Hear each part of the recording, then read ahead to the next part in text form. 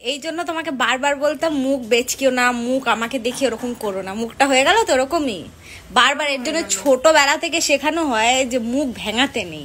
মুখটা ভেঙে গেল তো ওরকমই তো হয়ে গেল মুখটা। বারবার মানা করেছিলাম এরকম করো না, এরকম করো না, সোজা ভাবে কথা বলতে পারতে।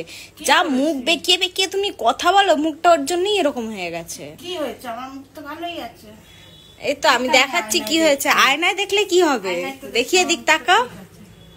আমি বারবার এর জন্য মানা করেছিলাম। দেখলে তো গাইস, তোমাদেরকেও বলছি নিজের মেয়ে বাচ্চা কাচ্চার সাথে এরকম ব্যবহার করো না। দেখো মুখটা কেমন হয়ে গেছে। হ্যাঁ মুখ আমি তো আয়নায় দেখছি, আমার মুখ কিছুই হয়নি। সত্যি কথা কি তোর যত নাটকের কথাবার্তা, মুখটা কেমন হয়ে গেল আমার মায়ের। এত সুন্দর মুখটা দেখো। এইটা দেখেও যদি তোমাদের একটু শিক্ষা হয় গাইস। উল্টো পাল্টা বানাচ্ছিস না? না আবার বানাচ্ছিস তো উল্টো পাল্টা মুখ। আমি কিছু বানাচ্ছি না গাইস। আমার মায়ের মুখটা কেমন হয়ে গেল, আমার খুব খারাপ লাগছে মা। তোমার জন্য বিশ্বাস করো আমি চাইনি এরকম হোক। বারবার ওর জন্য বলতাম আমার সাথে বেশি আমাকে বকাবকি করো না, করো না।